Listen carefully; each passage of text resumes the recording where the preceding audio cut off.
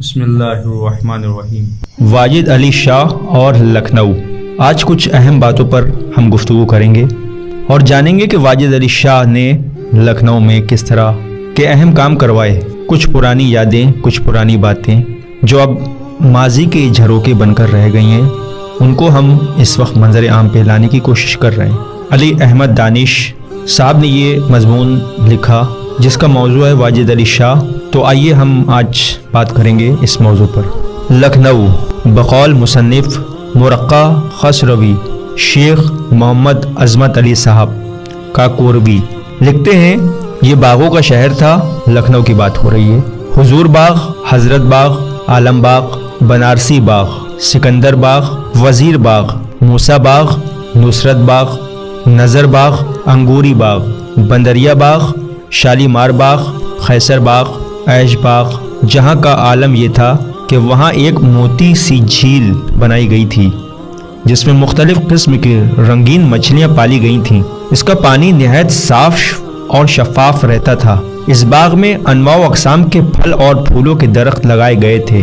اس میں نارنجیاں، چیکو، لیچی، ترنج، طرح طرح کے نیبو اور قسم قسم کے آموں کے درخت لگے ہوئے تھے۔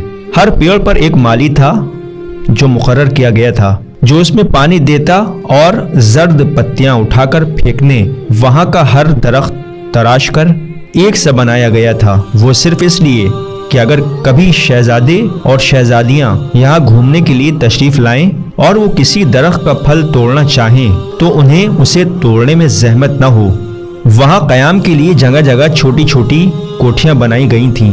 لبے سڑک یہاں آنے کے لیے ایک وسیع دروازہ تھا جس کے اوپری حصے میں دونوں جانب شیر بیٹھے ہوئے تھے جن کے منہ کھلے ہوئے تھے اور ان کے منہ میں طوطے بیٹھے ہوئے تھے۔ یہ صدا دے رہے تھے کہ خدا بادشاہ سلامت کو شاد و آباد رکھے۔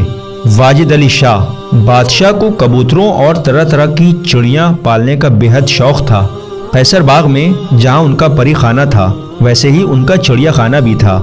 وہ روزانہ صبح کو جب ٹہلنے کے لیے باہر آتے تھے تو اس طرف بھی چلے جاتے تھے۔ ایک دن حسب عادت جب وہاں گئے اور انہوں نے اپنی پسندیدہ مینا، جس کا انہوں نے مخصوص نام رکھا ہوا تھا، پکارا۔ اس مینا کا کوئی جواب نہ آیا۔ وہاں کے محافظ سے کہنے لگے، شاید کچھ علیل ہو گئی ہے، آپ اس کی طرف توجہ دیجیے۔ نوکر کا برا حال ہو گیا۔ جب حضور وہاں سے تشریف لے گئے تو وہ فوراً تحسین گنج گیا جس کے ہاتھ اس نے بیچا تھا۔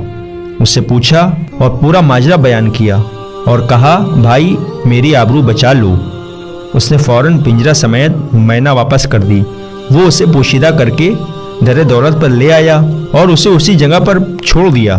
جب اسے اپنی جگہ دکھائی دی تو وہ فوراً آوازیں نکالنے لگی۔ اس کی آواز بادشاہ تک پہنچ گئی اور وہ خوش ہو گئے۔ حضور پر نور جان عالم محمد واجد علی شاہ نے جہاں مختلف عمارتیں بنوائی تھیں، وہیں 1853 عیسوی میں ایک خوبصورت بارہ-دری بھی بنوائی تھی جس کا نام محرم کا لحاظ رکھتے ہوئے قصر الاعضا رکھا گیا تھا۔ بقول مصنف گزشتہ لکھنؤ جناب مولوی عبدالحلیم شرر لکھنوی، اس کی تعمیر پر انہوں نے 2.5 لاکھ روپے خرچ کیے تھے۔ اس میں زرعی علم ہائے طلا و نخرائی اور بیش بہا جھاڑ اور فانوس سے آراستہ کیا تھا۔ اس عہد کے مشہور شاہی خوش نویس میر قربان علی ساقی نے اس عمارت کی روکاری پر جو پتھر نصب کیا گیا تھا اس کی قطع تاریخ تعمیر مہدی علی خان قبول نے کہی، جس کی کتاب ساقی نے فرمائی، یہ پتھر وہاں موجود تھا جو گردش زمانہ کی نظر ہو گیا۔ قبول کی تاریخ تعمیر کے اشعار وہاں پر موجود تھے جو آج کتابوں میں درج ہیں۔ تو ہم بات کر رہے تھے لکھنؤ کی اور واجد علی شاہ کی۔ تو موسم بہار میں قیصر باغ میں ایک میلے کا بھی اہتمام کیا جاتا تھا۔ اس سلسلے میں ایک روایت مشہور ہے کہ بادشاہ کی والدہ معظمہ ملکہ کشور صاحبہ نے ان کی چھٹی کے موقع پر انہیں جوگیانہ لباس پہنایا تھا جس کی سالگرہ وہ بطور منت مناتی تھیں۔ یہ سلسلہ 3 دن تک قائم رہتا تھا۔ اس میں تفریحی مشاغل شمار کیے جاتے تھے اور دلچسپیوں کا سامان بھی شامل تھا۔ ان تمام میلوں میں ہندو، سنی اور شیعہ سب شریک ہوتے تھے۔ گرمی کے زمانے میں ملکہ معظمہ وادی کشمیر چلی جاتی تھیں اور ان کے ساتھ ان کے اہل خانہ بھی ہوتے تھے۔ انہوں نے اپنے زمانے میں کشمیر کے ہندو اور مسلمانوں کو لکھنؤ میں لا کر بسایا۔ کشمیری محلہ اسی زمانے کی یادگار ہے جہاں ایک سے ایک ذی علم پنڈت شعرا آباد تھے۔ چکبست اسی خاندان کی ایک یادگار تھے۔